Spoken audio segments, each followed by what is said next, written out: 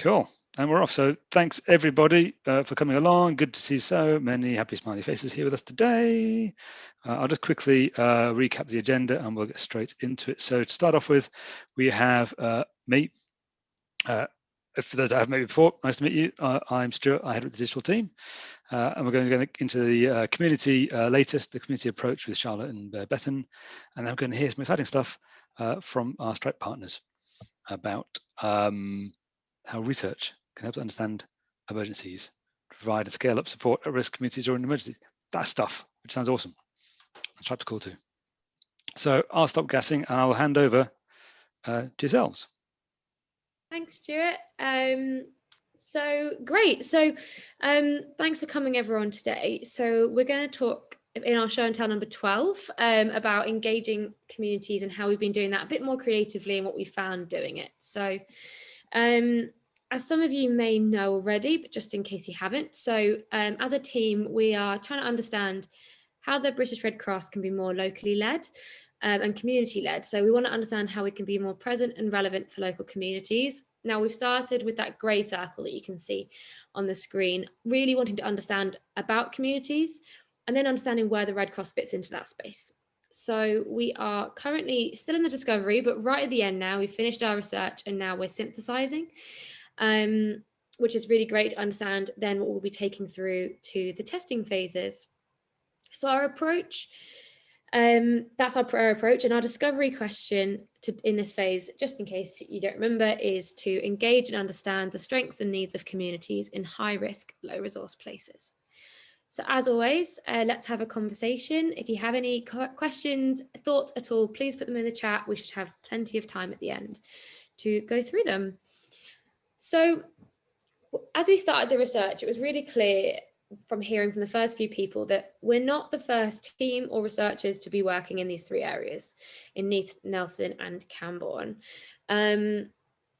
But from the perception of people locally, despite all these teams coming and going and funding coming and going as well, there didn't seem to be much progress, at least from that perspective of the local people.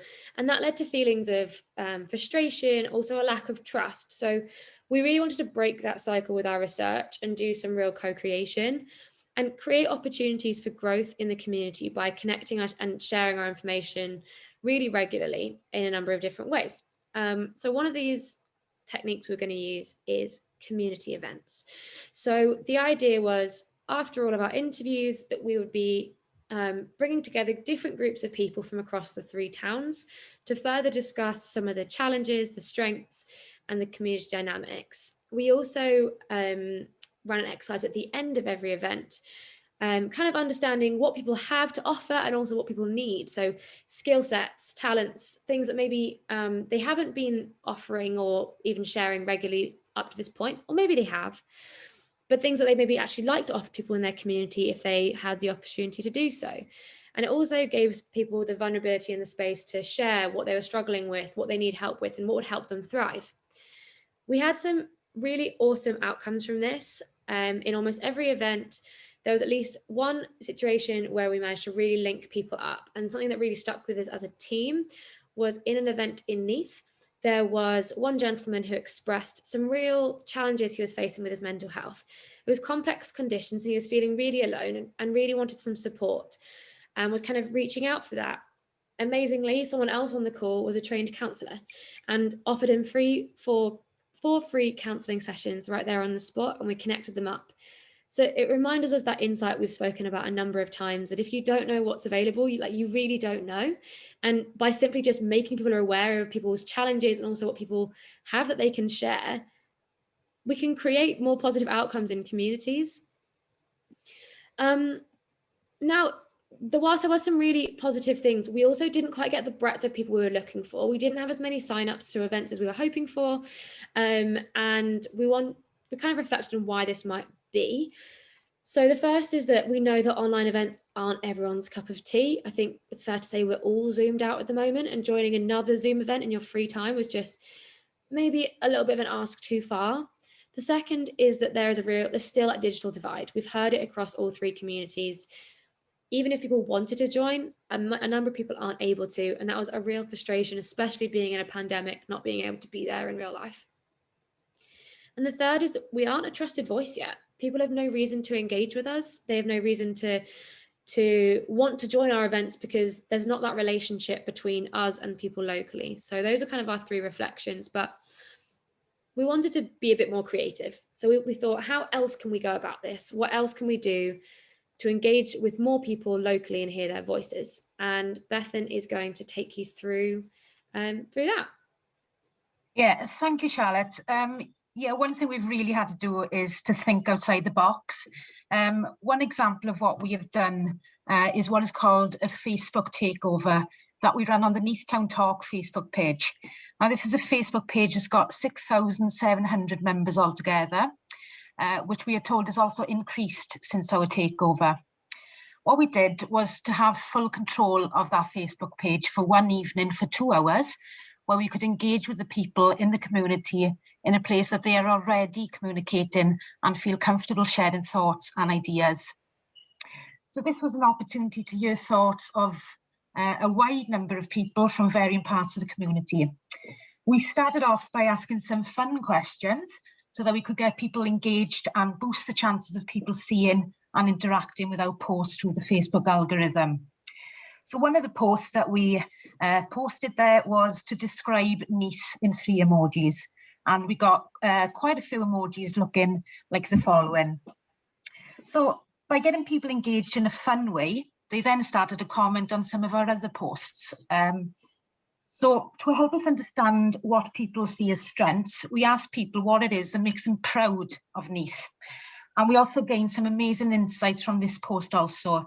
And as you can see on the screen there, we had 152 comments altogether, which we think is amazing. This is one of the comments that beautifully showed some of the positives in Neath, the community, the green space, and how people of Neath support each other in a time of crisis. Now, we aren't ones to focus on outputs over outcomes, but we are really, really pleased that we reached over 3,800 people and had them engaging with us throughout the evening and also in the following weeks. Things that we kind of learned from this space was that we asked people to join us and not many people joined. And then we went to them and we managed to get an amazing amount of engagement. So we need to meet communities where they already are. Communities engage best when we become involved in their trusted networks.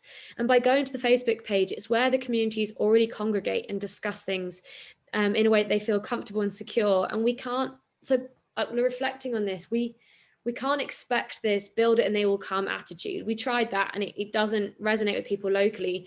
They don't fit into our traditional communication channels in these hyperlocal environments. So if we want to really become community-led in our actions and our research and as an organization moving forward, we need to join local channels rather than create new ones so that we can really understand what matters locally.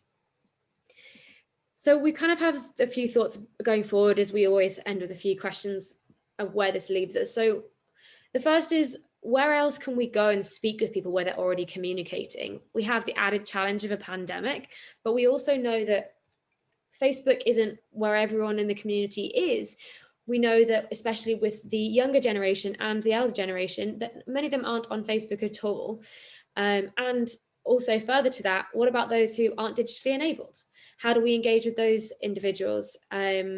And what communications channels are they using?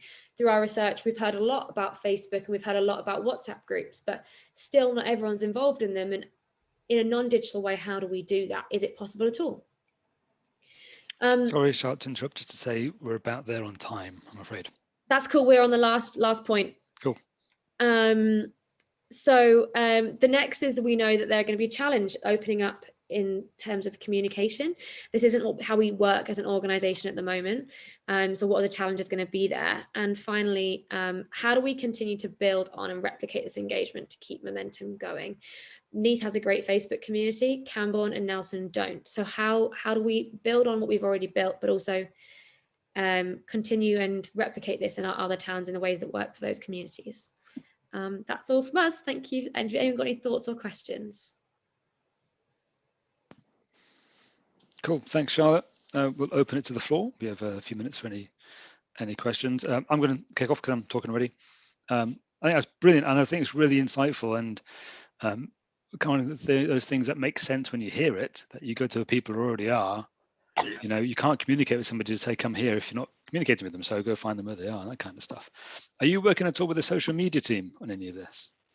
So because this wasn't an actual like social media pilot or test or launch, it was just something we were trying. So for this, we didn't in this particular piece of work.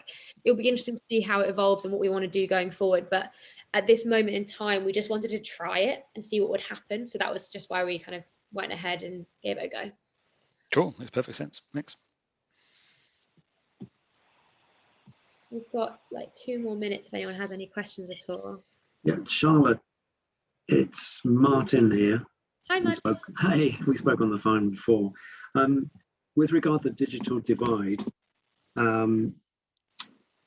just to flag up that we have got some hardship fund monies, and if you know of any agencies in that region that are promoting digital access, we might be able to make them a partner so that people can access digital equipment.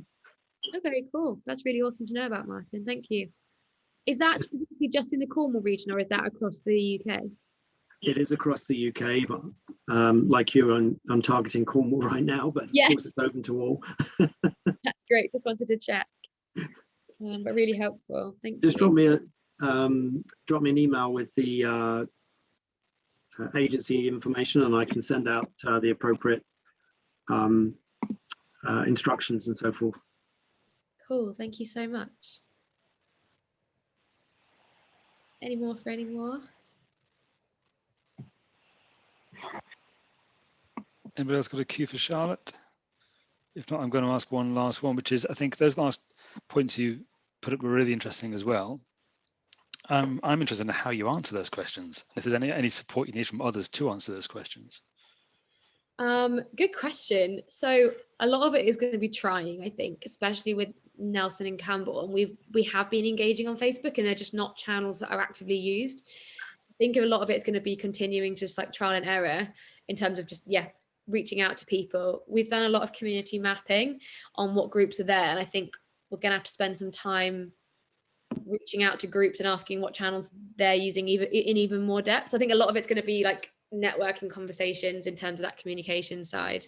But in terms of the challenges for the organization, I think that's going to come out of our synthesis, because it's going to be a lot of reflection on what as an organization do we need to like not do in order to reach communities. And I think there's going to be a lot of reflection on that side of things, which I think, our synthesis should come with some pretty clear, hopefully, recommendations on how we do that. Cool. I see Martin's got his hand up. Yeah, it's me again. Sorry. I'm just reflecting on that comment about the lack of trust. Is that with BRC specifically, or just the general voluntary sector, or can you just elaborate a bit? I'm curious about that. I think it's more on the human nature side. It's not necessarily like a lack of trust. It's more that what's there. So it's kind of, when we say trusted, when we're saying come to our events, we had a number of people say, I don't really know why I'm here. I was just a bit nosy. And we had another couple of people be like, I didn't really know what I was going to expect when I got here, even though we've kind of gone through it and explained it. And for example, in Nelson, there is an agency called Our Lancashire, similar to like the kind of voluntary service organizations. And they regularly get 25, 30 people coming to their events. And they helped us organize this one, but only like 10 came. And there's a reflection on, they knew what they were going to get with the Our Lancashire. They knew that is like a safe environment. This is something new.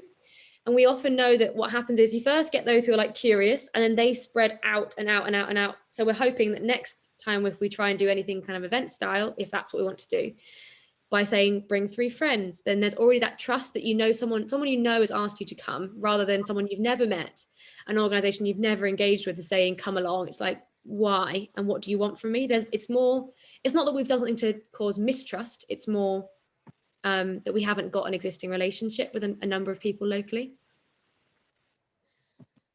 Thanks, I appreciate that clarification. No worries. I think also during Red Cross Week, standing outside collecting from, shaking the buckets and all that, is that people associate you with wanting money from them, as opposed to what can you bring or value add to their experience. Absolutely. I'm aware of the time, Stuart. Sorry. Yeah, cool. That's good. Good to get the questions. Thank you. An interesting point about that kind of raising awareness, but raising awareness for more than just one thing, which is, fundraising. Cool, thanks for that. I'm going to hand over to our Stripe partners now. I will hand on heart say I'm not sure who our Stripe partners are. So if there is a Stripe partner present amongst, oh yeah, Ashley. It's me. Thank you, Ashley. Wonderful. Cool. Thanks ever so much. I shall hand over the reins to yourself. Cool, thank you. Let me just check. I'm going to share this right screen because. Cool.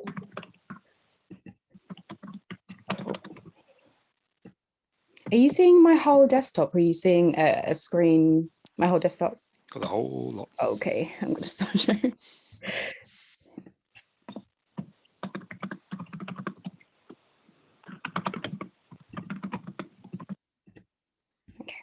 Perfect. Cool. Hi, everyone.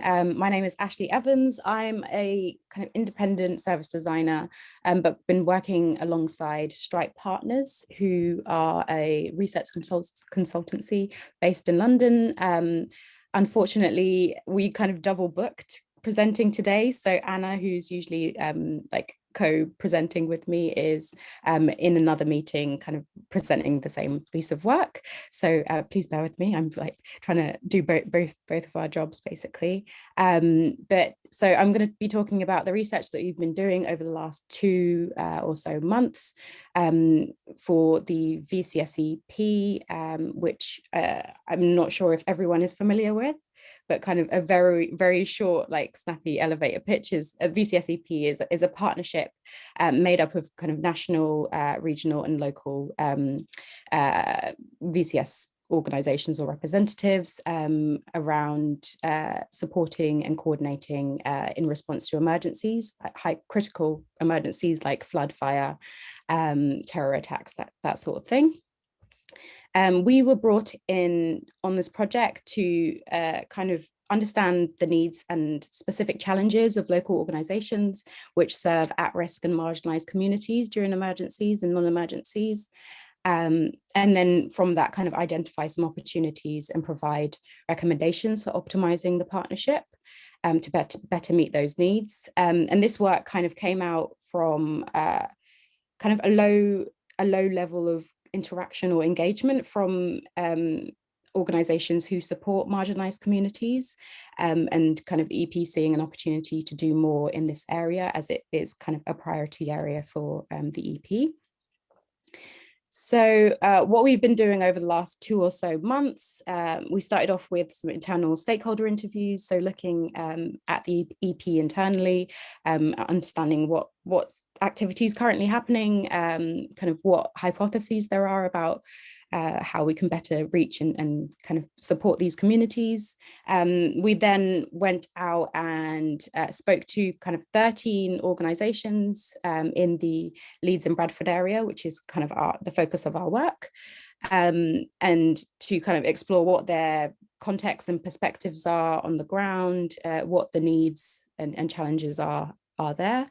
And since then, we've been engaging with that kind of that group of organizations. So we did some co-creation sessions where we presented back some of the challenges we heard from the research and together came up with some ideas or solutions to tackle some of those challenges. From there, we've kind of developed some concepts or propositions that the partnership could adopt. And tested them again with some organizations as well as with some internal EP members. And we're at the stage of we've written the final report and recommendations and a kind of on tour, as I call it, to share that with the internal teams. So I'm just going to give some overview of kind of learning and recommendations that have come out of this work. So from the interviews with these specialist organizations, top level like insights that came out of that were, number one, kind of specialist organizations are the main point of contact for many marginalized communities. So not all marginalized communities are easily or commonly understood by those who don't work closely with them. And these organizations are able to kind of develop quite trusting relationships with communities, which often take time to do over time, but they're really expert at kind of identifying needs and supporting underlying needs as well. The second is around collaboration is essential to specialist organizations' day-to-day work. So kind of the proposition of a partnership is like to collaborate with others, and that's not something that's new to these organizations. It's part of they're part and parcel of the work that they're doing, especially with communities who are disproportionately impacted or marginalized, who may have complex needs that requires quite complex or multidisciplinary working with different agencies like statutory services or other community or local authority services as well. So there's already in the local area, there's already a strong kind of referral culture, but there might be some kind of challenges to doing that around like who to contact at the right time and how that information is stored, and often it's quite an informal connections that are happening. The third is around specialist organizations are time and resource poor.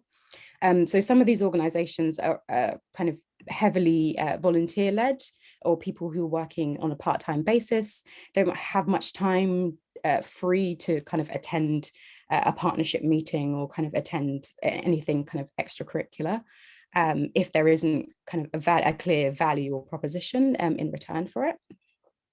The fourth is around entering a partnership carries risks for kind of these smaller organizations. So I think from our research, we heard some stories of these organizations being involved in partnership or collaboration with others and not feeling valued or respected because of their size or maybe their resource, even though they are kind of experts in their communities. So kind of the idea of being part of a partnership, it needs to be kind of de-risked in a way. And then finally, specialist local organizations struggle to manage the long-term effects of emergencies. So this idea of kind of being supported during the emergency and then that support being taken away or dwindling is a bit difficult for organizations, and we're kind of seeing that with the pandemic. So there's a lot of funding and kind of support that was made readily available during the pandemic, but organizations are kind of a bit nervous about what's going to happen in the recovery stage, or what's going to happen to that kind of energy and support afterwards. Cool. So I guess those insights formed framed our recommendations and thinking going forward, and through kind of testing ideas and propositions, we're now proposing this idea of a connection model. So there's a lot of energy formed from the pandemic between organizations where they're wanting to kind of share lessons learned and thinking about the future. And the EP has a role in kind of, I guess, fostering those relationships now and capturing them now, so that these strong networks are formed in non-emergency times that can be kind of coordinated and mobilized when an emergency does hit. Sorry, actually, just to interrupt, just a couple of minutes, I'm afraid. Cool. So I guess the basis of the connection model is around kind of supporting networking and coordination at the local level as much as possible.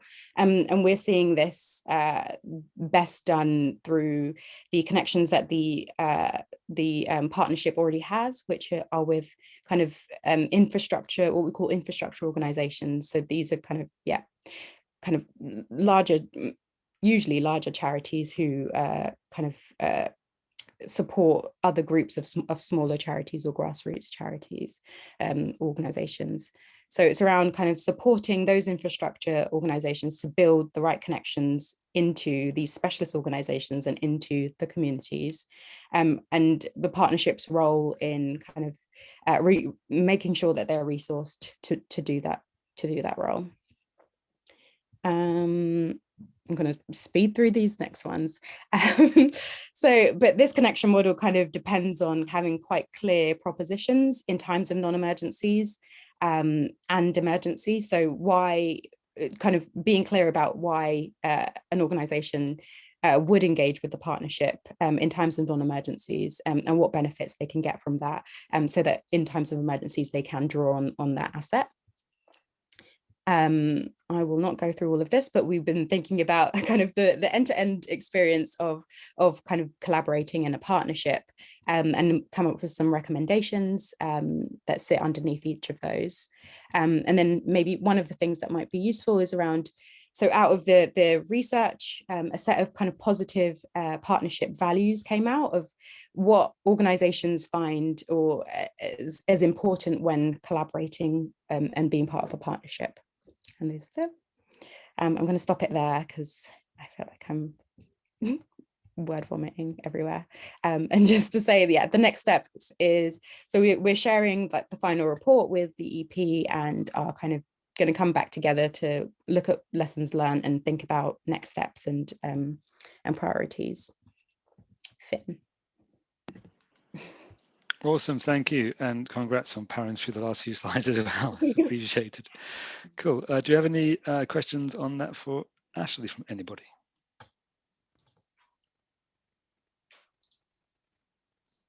How many questions? I mean, I've been heavily like joining all your sessions, so I know a lot of things, but it's really awesome to see it presented so clearly with such great recommendations that definitely tap into a lot of what I think what we see in the Red Cross as well. So just more of a thank you rather than a question. Thank you, Charlotte. Thank you for being involved as well. Thank you. I'm going to ask a quick one then, Ashley, if that's okay. So it looks like there's a lot of focus perhaps on the kind of preparedness and the response for communities, and a lot of talk about connections. Is the VCSEP also looking to support in, I don't know, say tech or infrastructure or, you know, systems and processes, as well as just connections around those two areas? So good thing you've said that. I think one of the recommendations around, I guess, the role of digital in supporting some of that connection and making it and coordination as well. So I think it came out quite strongly in the interviews, this kind of appetite for digital tools from organizations. I think as part of COVID, there's more use of kind of things like Zoom and things like that. Yeah, so I guess what we've recommended to the EP is around scoping what digital's role can be in supporting organizations to kind of share knowledge amongst each other, and kind of, I think someone said it perfectly in one of our interviews about democratizing information as well. So not kind of keeping it, like gatekeeping that information. How can we kind of share that? And that's in like sharing services or organizations that are like available to each other. And what was the other thing? Oh, also digital's role in kind of flagging, for organizations to kind of flag if they are in need or kind of able to kind of support support others in a way. So kind of like a marketplace esque tool. But yeah, there's lots of seeds of ideas, and a lot of them do touch on kind of technology's role in that as well. Well, I think what's great to see from both the presentations today as well is, as we were saying at the start of this, I think before the recording, that user-centric approach. You know, all this is coming down from speaking from people firsthand, not making assumptions or testing hypotheses, and then, you know, and also the great thing I feel there while I'm on my soapbox is discounting things as well, that we may have assumed ourselves that, you know, the learnings point out that actually it's the wrong path. So just trying to build our own comms network when we could use Facebook or whatever. Please, sorry, any last question for Ashley before we wrap it up? I think someone's asked if the meeting on the 30th is open to attend. Great. I've replied to that, Ashley, in the chat. Have you? Sorry. Yeah. I just put, sorry, so I'm Rachel, I'm from the Emergency Partnership and the Equality Lead there. So we commissioned the fantastic work. The big thing with things like this is the next steps, isn't it? And the testing and the learning, actually doing things from it. But we'll share the insights, and we've been sharing as we go along on our website as well. The 30th session is growing in size, so I think we're keen to try to keep it a bit tighter, but we've got Charlotte and a few others from Red Cross coming along to it. So yeah, looking forward to it. Cool, wonderful, thank you. And I think we're about there for time. So I will press the save on the recording. It will work, and I will make it save successfully to the right place. And I'll ping out an email and stick it on the Teams channel as well. So thanks for attending. Thanks ever so much to those presenting. Fantastic to have so many people here as well. And hopefully see you in a fortnight's time. Thank you, everyone. Thanks, everyone. Bye. Thank you. Bye-bye.